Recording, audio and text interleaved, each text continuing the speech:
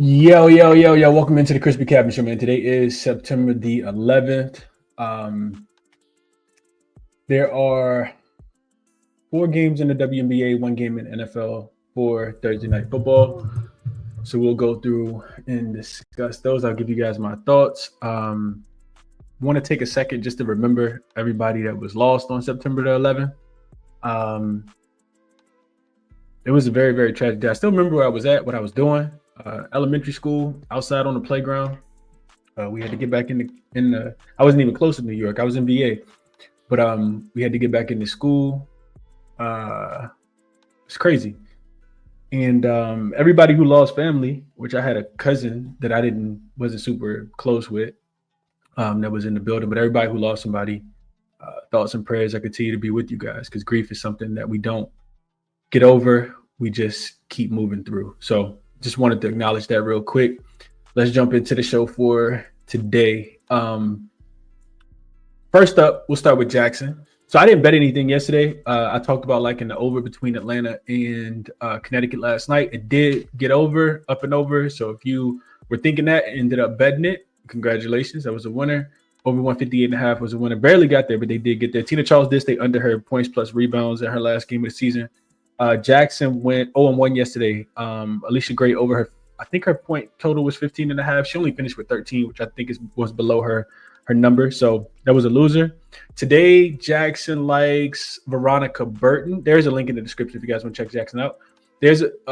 So Jackson likes Veronica Burton under her 12.5 points. The analysis says that she's been consistently staying under her points line recently. She's hit the under in 80% of her last 5 games, averaging just 11.4 during that span, which is below the 12.5. Looking at her season-long performance, she's also going under 67% of the matchups.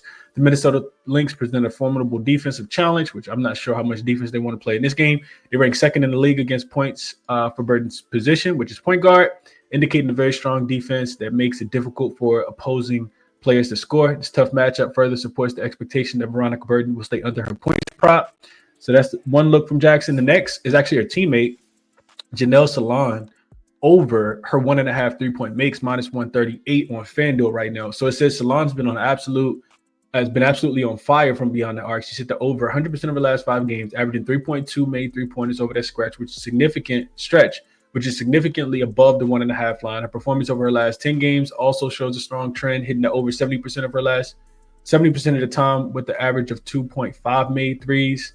In her matchup against the Seattle Storm, she was a key contributor, scoring 22 points and noticeably hitting 5 of her 7 attempts from 3-point range. This recent surge in 3-point efficiency is a strong indicator for her current form. Her current form and the Valkyries' motivation to secure the number 6 seed suggests she'll continue to look for her shot. The Valkyries have something significant to play for, which often translates to key players stepping up. So real quick, I just need to make sure okay. All right. So those are the 2 looks from Jackson. Janelle Salon over her 1.5 3-point makes, Veronica Burton under her 12.5 points. Those are the looks from Jackson. So let's see what we have here. All right, let's jump into it for today. So first up, we got the Mercury and the Wings. Game will be played in Dallas. Dallas is getting 5.5 points now. This line had come down to let me just double check it real quick. Let's see. So we're open 4.5. And it's actually going back up to 5.5. Total open 163.5 is up to 166. I agree with the total going up. I agree with the spread going up. The Mercury have looked pretty bad. They've lost back-to-back games against the Sparks and against the Connecticut Sun. Clearly, they don't care about these games. Lexi Hell's listed as questionable. She might not play. DeWanna Bonner's also been ruled out. But I think that the Dallas Wings defense is just that bad, in my opinion. I don't think Dallas just wants to play a lot of defense. I don't think any of the sorry teams wants to play a lot of defense. Even the good teams, honestly, either want to play a lot of defense on the last day of the WNBA regular season. So I think over is the right play. I worry about Dallas being able to get there. The Mercury still can play a little bit of defense at times. I'm not sure if they want to in this game, but when I look at the Wings offense, they really, really struggled. They got to 70 the other day against the Sparks, and we know the Sparks are one of the worst defensive teams. So that's the reason why I can't necessarily bet the over, but I think the Mercury should be able to win and cover this game. They just head to toe. They're a much better team. You take, you take Paige Beckers off Dallas, and they may have like 2 wins this season. So, I think I would be landed with the Mercury in the last game of the season. But these games are, man, they're fiddle. And pay attention to the injury report because you may see some key injuries throughout the whole day. So just something to keep in mind. It's tough. It's tough pickings right now. I will wait until the playoffs actually start for most of these games. But next one up, we got the Liberty and the Sky. Sky are getting 12.5 at home. This line open 9. Total open 159.5. Is down to 156.5. I'll keep talking about the Liberty going under. Their offense just hasn't been able to put it together. But they also, just to give them a little bit of, credit, they've also been without all their key players, and I think they will have all of them in this game.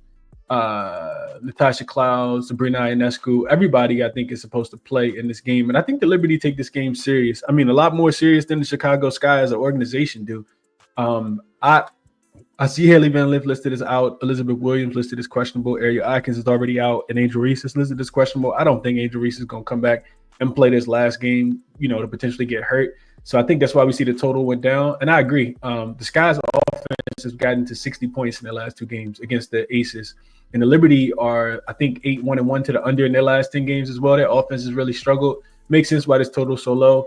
I don't think the Liberty may, necessarily need to get to 85 points. Now, with that being said, to win this game, I don't think that they're going to. I think Chicago's defense is absolutely atrocious as well. I don't see them playing a lot of defense. So the Liberty, it's hard to lay 12 points with them in this spot, 13 points with them in this spot, because they haven't been covering the number. You can see on the season at 15, 26-2 against the number.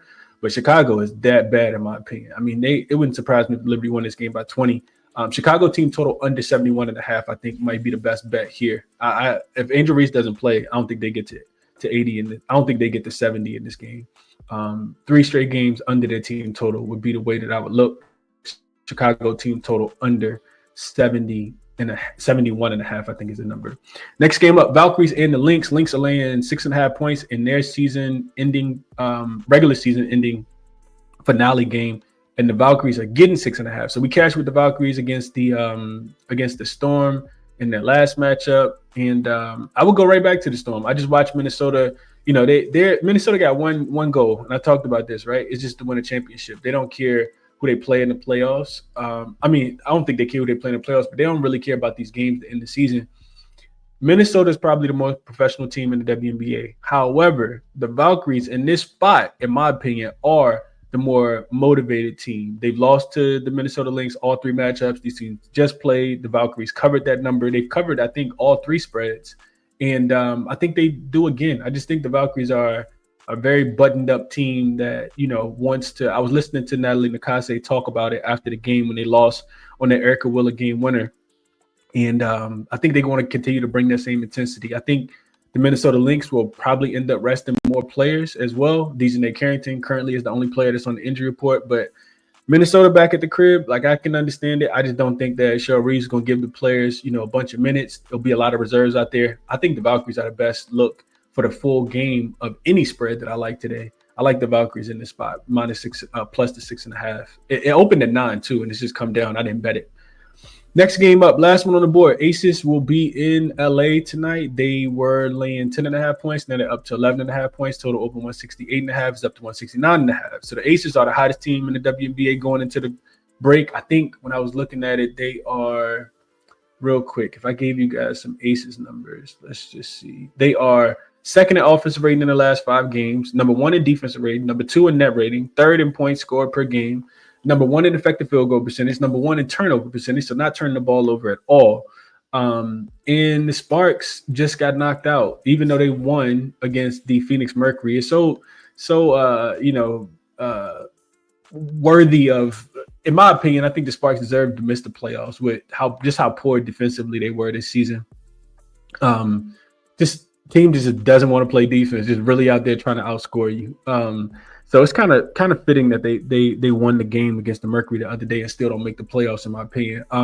Not laying this big of a number with the Aces, though, on the road. I think the Sparks could potentially be the right side. The problem here is that Julie Audemont is questionable and Rakia Jackson listed as questionable. And I don't know, the Aces may end up resting some people too. So I would like to take the Sparks in this spot, especially at home. I also think that, by far, probably going to be an over game. I don't expect the Aces to play that much defense, in my opinion. They do need to win. The Aces do, to finish second over the Atlanta Dream. And I do think that they'll win the game. Just not laying as big of a number in a what could be a potentially meaningless game for the Las Vegas Aces. And I wouldn't be surprised if, even if Asia Wilson ended up getting the night off. We'll see what Becky Hammon wants to do as the season comes to an end. But that's my thought process on the game. I will be taking the points with the Sparks, but I want Rickea Jackson and Julie Ottoman definitely in, and probably an over. I mean, get one more over for the Sparks for the season. I think so. I know the Aces are I just told you guys they're the best defensive team in the last 5 games, but their offense is actually clicking too. And we know the Sparks don't play any defense. 10th in defensive rating on the full season, 9th in defensive rating last 5 games, 8th in defensive rating last 10 games. They give up the second most points per game, and they play at the fastest pace on the full season, second fastest pace over the last 5 games. So be over, it'd be Sparks. That's how I'm thinking about it. And I think the player props are probably something to probably fade, honestly, on some of these big players. I'm not betting any player props today, which is why I didn't bring any up. But I think, these lines are listed like these players are going to go out there and play super hard. And I know that the minutes could potentially be capped in some of these games. So looking at some of these unders on some of these superstar type players, like an Alicia Gray last night, potentially an Asia Wilson, we saw her just struggle, not even struggle, but not even get, her full allotment of minutes against the Chicago Sky in that last game. So yeah, maybe even a Kelsey Plum under in this game, but I think some unders for sure, because these lines are set like these players are going to play full minutes, and I don't think that they all are. All right, moving over to the Thursday night football game. So my Commanders, and the Green Bay Packers. If you are new to the ChrisBeCappinn Show, I am a diehard Commanders fan. I have been since they were the Redskins and watched the football team and all that good stuff. I like the Commanders a lot. I see that this line is starting to come down now. It was at 3.5. It's starting to come down to 3 at the time of this recording. It's about 7:30 a.m. Eastern Standard Time. Total 48.5. So last year, we don't have a big sample size for the Commanders on the road as dogs, or like with Jaden Daniels, in Thursday night football games, none of that type of stuff. But last year, the thing that really stuck out to me, I looked at the Commanders. I watched that whole game against the Giants the other day, and, they started the game off hot. Offense looked decent in the first half until they didn't score right before halftime and had the clock run out without even getting a field goal. And then I watched them, kind of just play with their food in the third quarter. The Giants ended up kicking a field goal and making it a one-possession game. I think it was 14-6 at the time. And in the fourth quarter, they finished off strong. Then I also I didn't watch the full game of the Packers, but I watched a little bit of the Packers and the Lions. And it's difficult, right? Because the Lions are really, really good. We know that. But if the Lions ever struggle, it's always outdoors. So you got to ask yourself, are you more impressed with the Green Bay win, or are you more impressed with the Commanders win? And I think it's absolutely got to be the Green Bay win. Even though the Lions were outdoors, I think the Lions will be ready for Green Bay when they go to Detroit. But the Commanders beat the Giants, man. The Giants always get off to a slow start. I think historically the Giants are 2-11 in week ones in their last 13 seasons. So as much as I like my Commanders, I do think that Green Bay is the potential right side in the game. Do I want to lay 3.5? No. I think 3 is good, though. I really don't like fading my team, but I do like making money. So if I'm betting the game, I like the Packers minus the 3. I also like the over. Last year, I used to tweet this out all the time. Commanders as road dogs last season finished 4-4 straight up, 4-3-1 against the number, but they were 6-2 to the over. These games averaged 59 points. I do think that Green Bay's offense is going to be really good. I do think that the Commanders will be able to put up points against Green Bay's defense, which I know is also really good.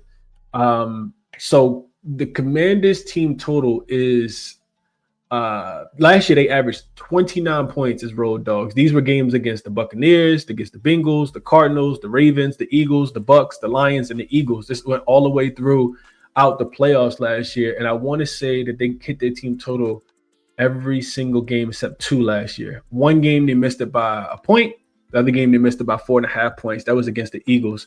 Not in the playoffs, but in the divisional, just the regular divisional game. That was played on a Thursday night as well. So I kind of think over is the best play.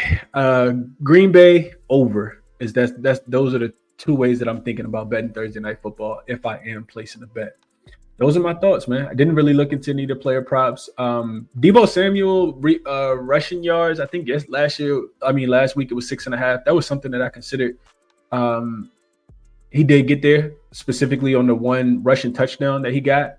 I do think that the offensive coordinator for Washington will continue to utilize him. I think his rushing yards could be something. I know he had a lot of receiving yards as well, but I think Green Bay be a little bit more locked in on him this week. So I also like that if you like the Packers, you like that they didn't have to travel and the Commanders do. So both teams on short travel, but not having to play again. The Commanders don't play again to the 21st.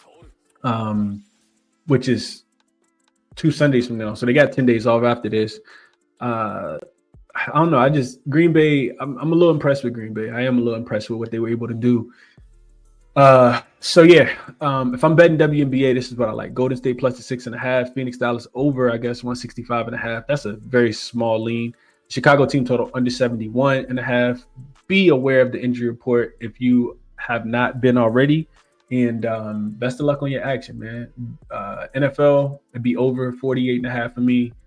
Potentially Commanders team total over 40 as well.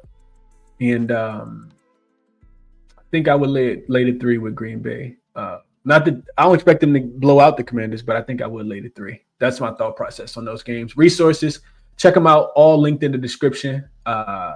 And best of luck on your action, man. Hit the thumbs up button on your way out. Subscribe to the channel if you guys are new. Turn the notification bell on. Catch you guys in the next one. Enjoy your Thursday, man.